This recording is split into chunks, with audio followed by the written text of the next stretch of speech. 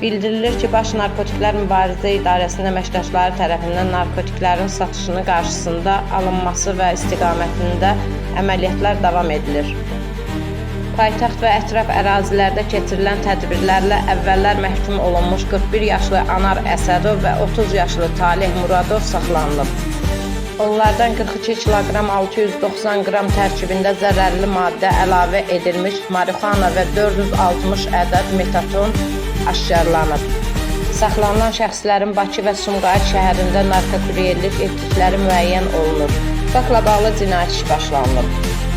Saxlanılan şəxslərin barəsində məhkəmənin qərarı ilə həbs qəti imkanı tədbiri seçilib. Reportajı hazırladı və səsləndirdi Haqq Səsi TV1-in Cənub bölgəsi üzrə Dayaq məntəqəsinin müdürü Rüsalə Fəzail qızı və efirə verdi Haqq Səsi TV1-in rəhbəri Elxan Müzəffəroğlu.